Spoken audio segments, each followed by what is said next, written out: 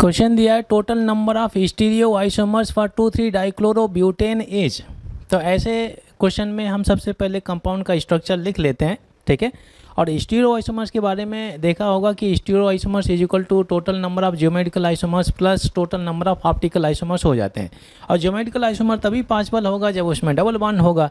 तो कंपाउंड का नेम देख करके मुझे नहीं लगता इसमें एक भी डबल बॉन्ड होगा, तो ज्योमेट्रिकल आइसोमर कितना हो जाता है आपका 0 हो जाता है, ठीक है। ऑप्टिकल आइसोमर ही आपको कैलकुलेट करना है, वही आपका स्टीरियो आइसोमर हो जाता है। 2,3 डाइक्लोरोब्यूटेन, तो यहाँ पे ब्यूटेन में कितना कार्बन आ जाएगा, 4 कार्बन हो गया, 4 कार्बन हो गया, ठीक है। ये आपका एक डाइक्लोरो हो जा रहा है, एक Cl ये हो गया, एक Cl हो गया, ठीक है। अच्छा, इस कंपाउंड को मैं कुछ ऐसे भी लिख सकता हूँ, यहाँ पे अगर आप देखें ये आपका CH3 है और यहाँ पे आपका Cl हो गया, ये H हो गया, ये Cl हो गया, ये H हो गया और ये आपका CH3 हो गया। इसको ऐसे भी लिखा जा सकता है। तो यहाँ पे एक चीज़ दे सकते हैं कि 2 कायरल कार्बन आपके पास में है इस कंपाउंड में, एक कायरल कार्बन ये है और एक कायरल कार्बन ही हो गया। बट एक चीज़ और भी नोटिस कर सकते हैं, इसमें प्लेन ऑफ सिमेट्री जनरेट हो जाता है। अगर मैं इस कंपाउंड को यहाँ से कट करता हूँ तो ठीक है, तो ये प्लेन ऑफ सिमेट्री हो गया, तो ये सिमेट्री वाला मॉलिक्यूल मिल जाता है।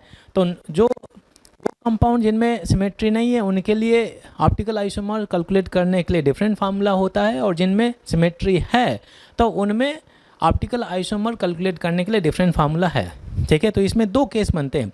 अगर का n का वैल्यू इवन नंबर आता है तो डिफरेंट फार्मूला होगा। सिमेट्री है और n का वैल्यू डिफरेंट नंबर आ रहा है या इवन नंबर आ रहा है, n क्या होता है, नंबर ऑफ कायरल कार्बन होते हैं। तो कितने कायरल कार्बन आ रहे हैं, आपका 2 आ रहा है, ठीक है। अच्छा, सॉरी इवन बोलना चाहिए। तो n का वैल्यू कितना आ रहा है, 2 आ रहा है, 2 4 6 8, तो ये आपका इवन नंबर आ रहा है। तो इसके लिए जो फार्मूला हम लोग यूज करते हैं, total number of optical isomer का यूज कर लेते हैं। Total number of optical isomer का फार्मूला क्या रहेगा, 2 to power n-1 plus 2 to power n/2 -1, ये फार्मूला होता है भाई, ठीक है।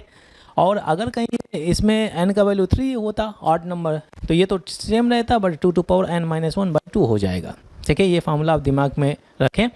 तो n की वैल्यू प्लग इन कर दीजिए, सिंप्लीफाई कर दीजिए, आंसर आ जाएगा आपका। तो यहाँ पे क्या हो जाएगा भाई, 2 टू पावर n का वैल्यू कितना आ रहा है, 2 आ रहा है, तो 2 टू पावर 2 -1 हो गया, प्लस 2 टू पावर 2/2 -1 हो जाता है। तो ये कैंसिल हो गया, तो यहाँ पे बचेगा कितना, 1 आ जाता है, 1 - 1 = 0 हो गया।